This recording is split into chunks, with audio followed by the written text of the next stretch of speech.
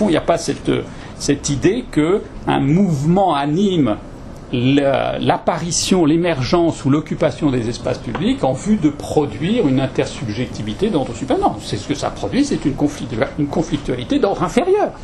C'est-à-dire, on gueule, on conteste, on se tape dessus, on s'affronte, on est obligé de faire venir la police, on occupe des usines et on détruit les ordinateurs.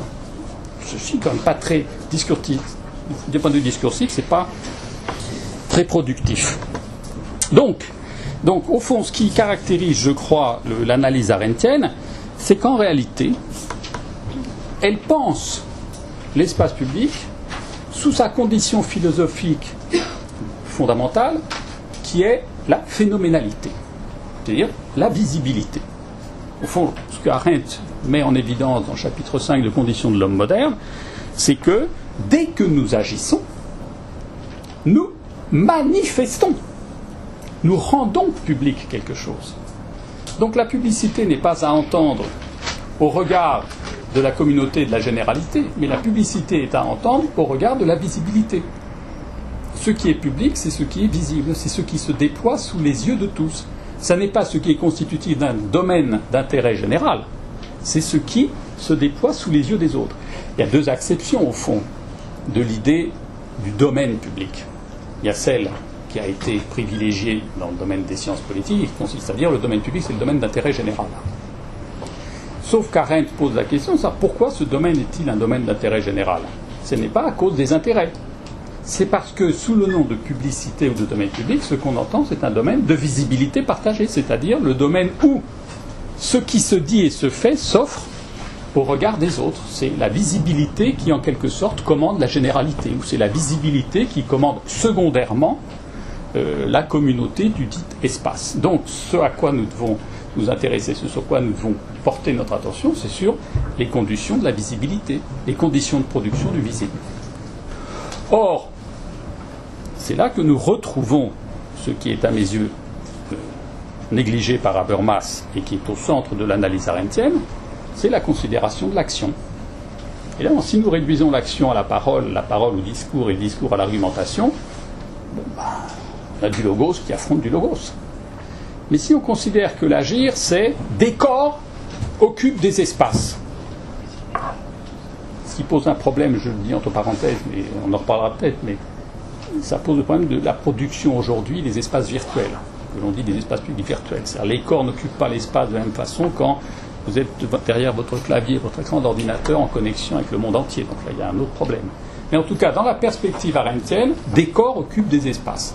Ces corps sont multiples et ils occupent des espaces parce qu'ils agissent ensemble. Et agissant ensemble, ils ne peuvent pas faire l'économie de confrontation avec d'autres corps qui s'opposent à leur corps à eux. Et généralement, les autres, ils ont des boucliers, des képis, des choses comme ça. Enfin, pas tout le temps, quoi, mais souvent, c'est quand même comme ça. Donc, si on s'intéresse aux actions, alors, la chose fondamentale, c'est l'occupation des espaces. Et dans cette occupation des espaces et des lieux, la production d'une visibilité, c'est-à-dire le fait de rendre visible quelque chose qui n'était pas visible ou manifeste antérieurement à cette occupation et à cette invasion de l'espace public. D'où l'analyse qu'Arendt fait de l'agir politique, en mettant en évidence trois propriétés qui me semblent trois propriétés élémentaires, mais qui sont constitutives des formes mêmes de l'espace public. La première propriété de l'agir politique, c'est que quand nous agissons, nous révélons l'agent ou l'acteur que nous sommes, donc révélation de l'acteur. Révélation, ça, on y passerait des heures, mais il faut prendre ça très très au sérieux et très très radicalement. C'est-à-dire, révélation de l'acteur ou de l'agent, cela signifie non pas que quand j'agis, je rends visible ce que je suis. Ça veut dire tout à fait autre chose. Ça veut dire que quand j'agis, je produis ou je donne naissance à qui je suis.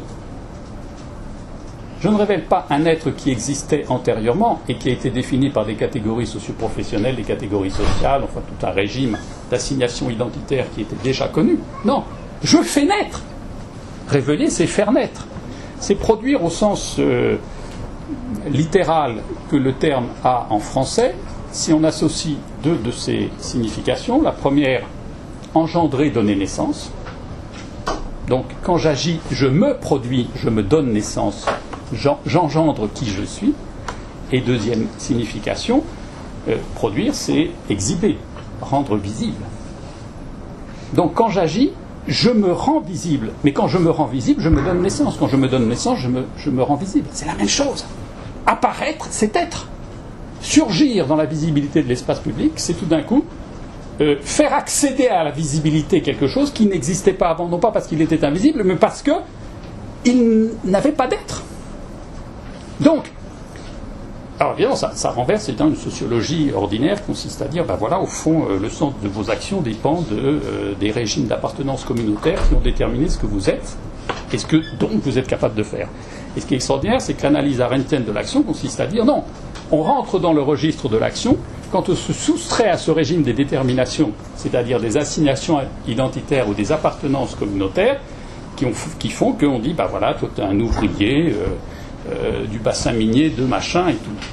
Oui, mais sauf qu'un ouvrier du bassin minier, etc., il peut se révéler un acteur singulier qui n'a rien à voir avec ça. C'est comme ça que le même peut hier voter pour le Parti communiste et dans 2 mois pour le Front National.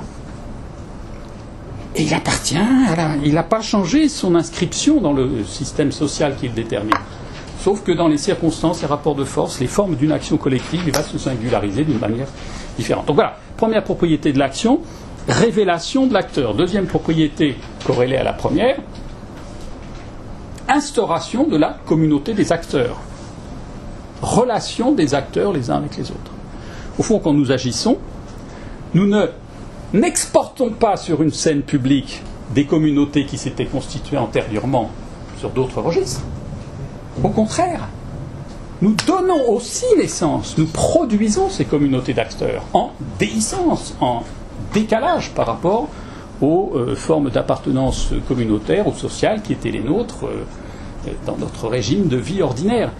Et ça, c'est intéressant dans les formes justement de l'action des gens qui s'intéressent aux mouvements sociaux. C'est-à-dire la transformation, je crois, évidemment, sur les 30-40 dernières années dans les pays de démocratie libérale, entre des actions politiques qui étaient structurées par des partis, des syndicats, et qui donc étaient en quelque sorte qui prenaient appui ou dont les ressources étaient constituées par de fortes catégorisations sociales, avec ce qui se passe depuis une trentaine d'années, c'est des actions transversales aux corporations, aux catégories socio-professionnelles, et qui sont animées par des collectifs ou des coordinations qui sont transsyndicales, transprofessionnelles, transgenres, transsociales, trans-ceci, trans-cela. C'est-à-dire, tout d'un coup, des formes d'action qui font surgir des communautés d'acteurs qui ne sont pas prédéterminées par des régimes d'appartenance, mais qui se mettent à exister parce qu'elles agissent, qui se singularisent dans cette action-là,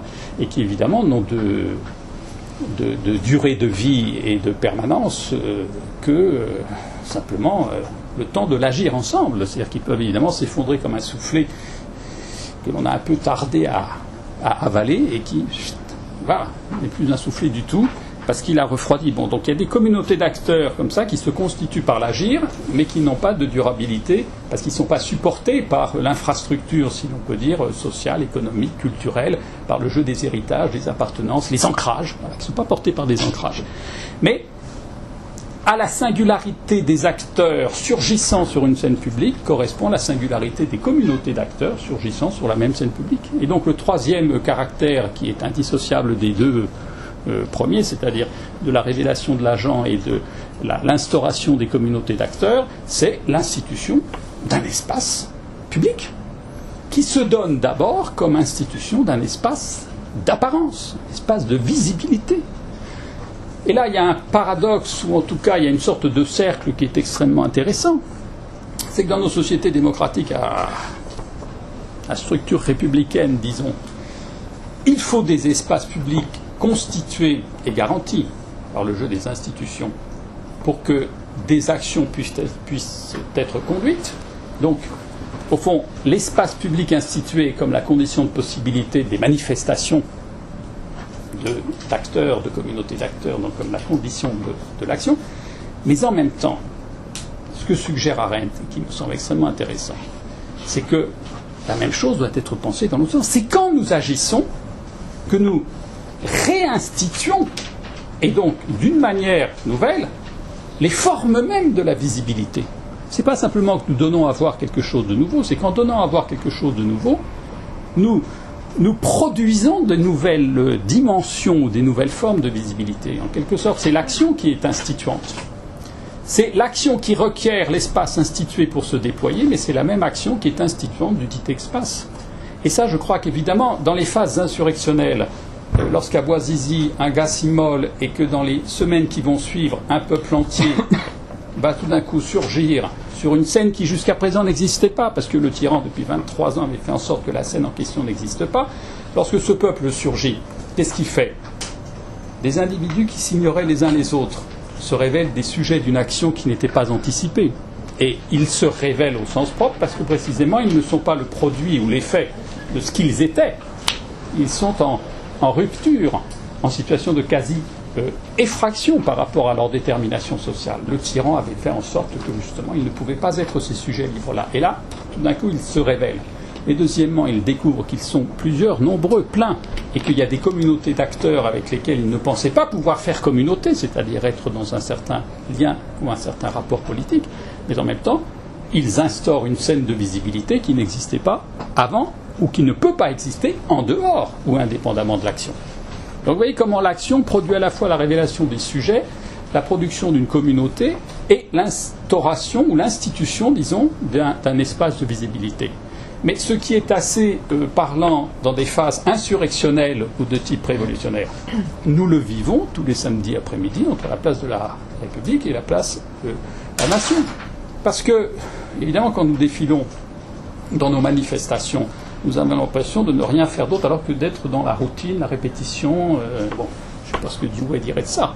Mais en réalité, quand bien même à 80% nous répétons des slogans que nous répétons depuis 45 ans, on va dire machin, le peuple est dans la rue, t'es foutu. Bon, c'est les mêmes histoires, quoi. Simplement, ça, c'est plus Marcelin, ça a été Marcelin, puis Pasqua, puis Séguéan, mais enfin bon, de toute façon, c'est toujours le même truc. Donc on a l'impression qu'on est dans une situation de morne répétition qui n'est pas inventive, créative. Mais c'est faux!